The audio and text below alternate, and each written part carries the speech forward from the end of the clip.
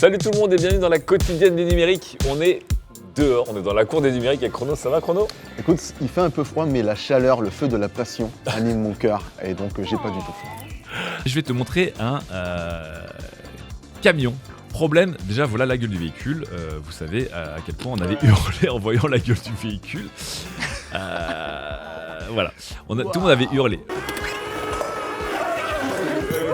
Le côté compétitif de Chrono est en train de ressurgir, il est vénère. Je sens qu'il est vénère. Regardez bien cette petite page qui a désormais 15 ans, de 2007. Les 10 choses qui sont les plus overhype en 2007 dans la tech. Non. Si. Alors, putain. le 64 bits. Des céréales qui se mangent avec du jus d'orange. Voilà, des Tropicana Crunch. Mais tu sais quoi? Franchement, c'est non, on est d'accord. Mais je suis curieux. Moi, tu m'emmènes une bouteille de jus Tropicana, tu m'emmènes leurs céréales, je goûte, je te jure. Et je me fais mon propre avis. Et Chrono, super merci. Super de rien. Ça donne super de l'argent ou pas? Ouais.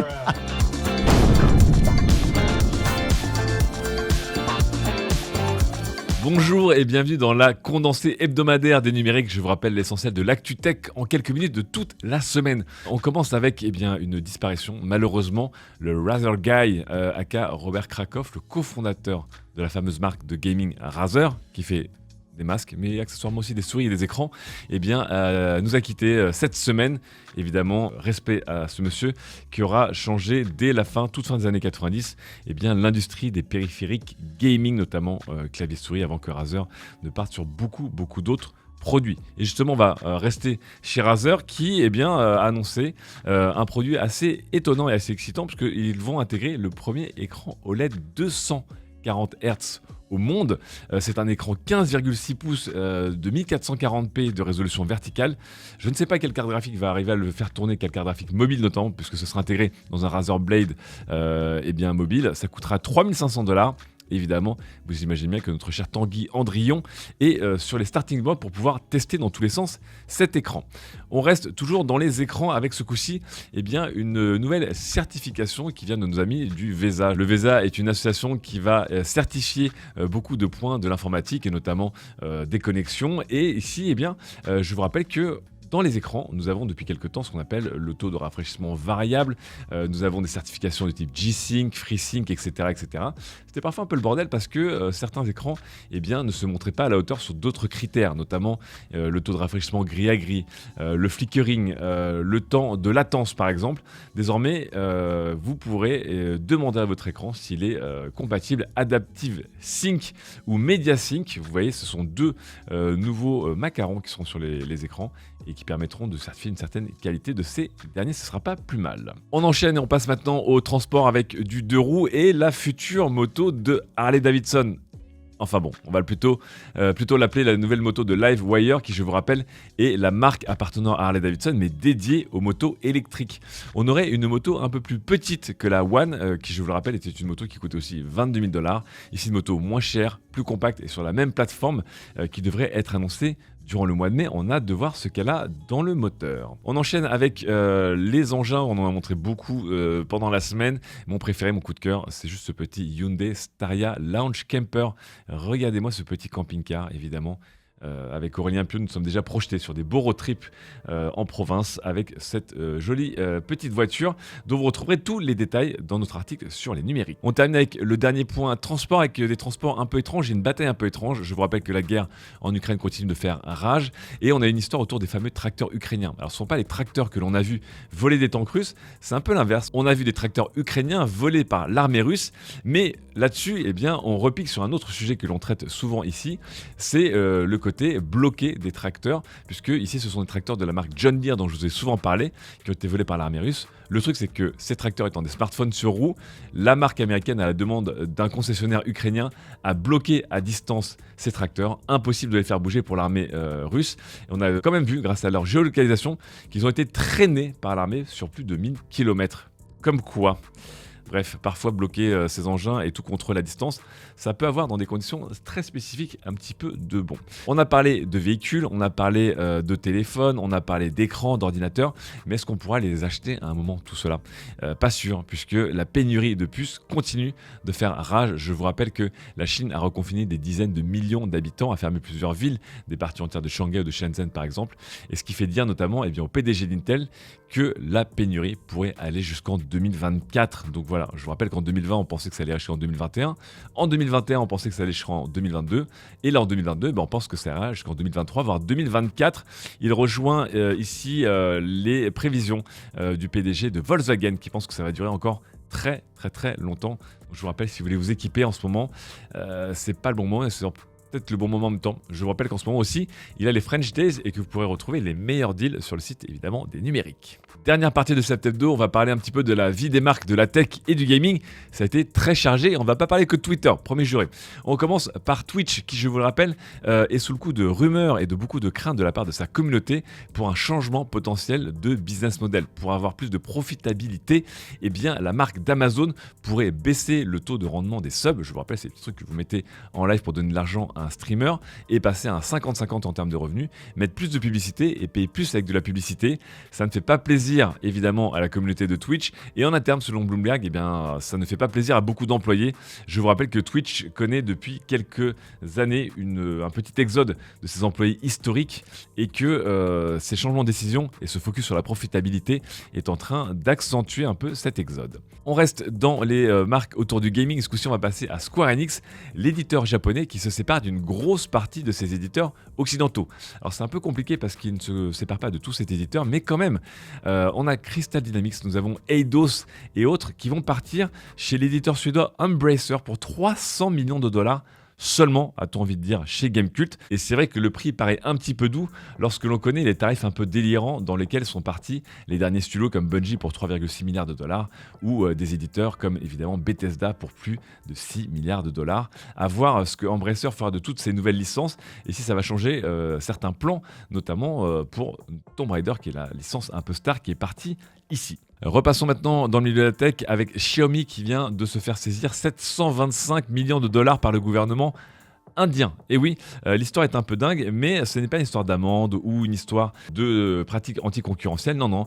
L'État indien pense que Xiaomi aurait commis beaucoup de transferts illicites pour faire sortir de l'argent de l'État sans passer par certaines taxes. C'est donc une énorme somme qui vient de repartir des comptes du géant chinois qui, je vous le rappelle, est leader en Inde depuis son arrivée il y a maintenant 8 ans.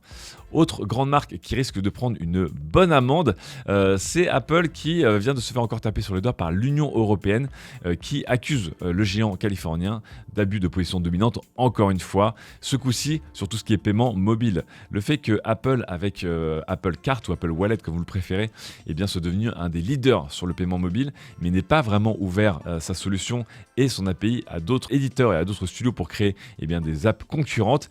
Pour l'Union européenne, c'est évidemment, encore une fois, un abus de position dominante. On va voir si la nouvelle bataille de Margrethe Vestager, qui, je vous le rappelle, est une des artisanes derrière le DSA et le DMA, portera ses fruits face au géant Apple. Passons maintenant à Netflix, qui tire la tronche, vous le savez maintenant. Pour la première fois de son histoire, depuis son changement de business model, Netflix a perdu des abonnés, 200 000. Pour vous, ça ne veut pas dire grand-chose, mais pour eux, c'est énorme. Et l'action, dans la foulée, a dévissé de 35%. Plus de 50 milliards de dollars. On voit que Netflix, du coup, derrière, est en train de se prendre une volée de bois vert de ses actionnaires, évidemment, mais que pour la première fois, les employés qui étaient assez fiers de bosser pour Netflix, selon de diverses enquêtes, sont un peu déprimés de voir déjà la concurrence s'accentuer, de voir cette première perte d'abonnés et de voir notamment certains budgets et certains projets autour de l'animation annulé. Un mot enfin de la saga des sagas, évidemment c'est Twitter contre Elon Musk, ou avec Elon Musk, je ne sais pas, ça dépend des employés, ça dépend des sources. Les dernières news de la semaine, on vous rappelle du coup que Elon Musk a fait une proposition de rachat de Twitter pour le sortir du marché public de 44 milliards de dollars, accepté par le conseil d'administration. Depuis, il y a des réactions dans absolument tous les sens. Et voici les dernières news. On se demandait ce qu'allait devenir Parag Agrawal, le PDG qui est arrivé juste en novembre 2021. Normalement, il devrait partir avec un petit parachute doré puisque si Elon Musk venait à s'emparer de Twitter, il deviendrait momentanément le PDG de Twitter. Autre point, Elon Musk qui a promis à ses investisseurs et co-investisseurs dont on va parler dans quelques instants de remettre un peu Twitter sur les rails aussi financiers, il penserait peut-être à rendre l'utilisation de Twitter payante pour les professionnels. On avait déjà parlé la semaine dernière de faire payer des tweets embêtés dans des sites hors de Twitter. Ici, ce serait peut-être les gouvernements et les commerces qui seraient sujets à un abonnement payant. Alors, bonne chance pour savoir qui va payer combien entre une petite PME ou un fleuriste de quartier et un GAFAM, un petit État et les États-Unis. Mais c'est une idée. Encore une fois, je vous rappelle que, n'oubliez pas, quand Elon Musk pense, il tweet en même temps, donc il ne faut pas tout prendre pour argent comptant. Il n'empêche que derrière, il y a une grande bataille aussi qui est en train de se jouer. Elon Musk, comme Twitter, sont en train d'essayer de rassurer actuellement les annonceurs de la plateforme qui, déjà, je vous le rappelle, sont un peu prudents parce qu'ils ne veulent pas se retrouver avec des pubs à côté d'un bad buzz ou d'un truc qui a mal tourné. Ça pourrait s'accentuer dans les prochains mois avec la prise de pouvoir d'Elon Musk. Et donc, Twitter a déjà commencé à avertir qu'il pourrait y avoir des turbulences de ce côté-là. Autre point, rebondissement du rebondissement. Maintenant, on apprend qu'Elon Musk voudrait remettre Twitter à la bourse après l'avoir sorti de la bourse. Voilà. Je ne sais pas pourquoi, sachant que normalement on fait ça quand on prend une entreprise, on lui fait gagner de la valeur et puis on la remet sur la bourse. Le truc c'est qu'Elon Musk avait annoncé lui-même qu'il ne comptait pas spécialement gagner d'argent avec Twitter. Je ne comprends plus grand chose, ce n'est pas grave, mais peut-être que Twitter finalement et Elon Musk c'est une grande cour de récré pour un enfant avec beaucoup d'argent. En parlant d'enfants avec beaucoup d'influence, on a enfin une bonne nouvelle en France avec notamment des règles d'encadrement légales pour le métier d'enfant influenceur. Il n'y en avait pas vraiment, des bisous à Swan et Néo, mais il y a déjà des cadres légaux pour tous les enfants qui travaillent notamment dans les métiers du cinéma, du mannequinat, de l'art, etc. C'était pas le cas. Ici, on va essayer de protéger les enfants influenceurs. Je vous rappelle qu'ils sont au cœur de business de plus en plus rentable et de plus en plus sonnant et trébuchant, notamment avec les petites vidéos YouTube. On va déguster des bonbons et ouvrir des jouets, par exemple. Dernière petite news, cette semaine aussi, c'était la journée du mot de passe et les géants de la tech occidentaux en ont profité pour dire on va mettre fin au mot de passe. Évidemment, lorsqu'ils disent ça, ils veulent surtout dire qu'ils vont rendre la vie un peu plus sécurisée et un peu plus simple aussi. Google, Apple et Microsoft vont rejoindre le consortium FIDO, qui est un consortium qui va permettre de se loguer sur ses services principaux, juste avec une authentification avec son smartphone notamment. Je vous rappelle que les mots de passe et la vulnérabilité des mots de passe sont la source numéro 1 de piratage, de perte d'informations, et qu'à un moment, il va bien falloir passer à autre chose. FIDO, qui existait déjà depuis un petit bout de temps, se voit donc rejoint par l'alliance FIDO, qui existait déjà depuis un petit bout de temps, se voit donc rejoint par Apple, Google et Microsoft qui vont utiliser ce standard à base de chiffrement et d'authentification matérielle. C'est la fin de cette condensée hebdomadaire des numériques. On se retrouve dès la semaine prochaine évidemment pour des émissions en live tous les jours à 11h30 sur notre chaîne Twitch, tous les vendredis pour l'hebdo.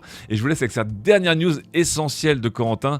S'il fait beau, où va-t-on boire un verre en terrasse? Le sport national français, évidemment, aidé ici par de l'open data, puisque le site Je veux du soleil, tout simplement, se base sur des systèmes de cartes d'ensoleillement de météo pour gérer et calculer l'ombre et savoir où faudra se placer pour lézarder à côté d'un petit spritz, par exemple. Voilà, bonne chance à vous ce week-end et à la semaine prochaine.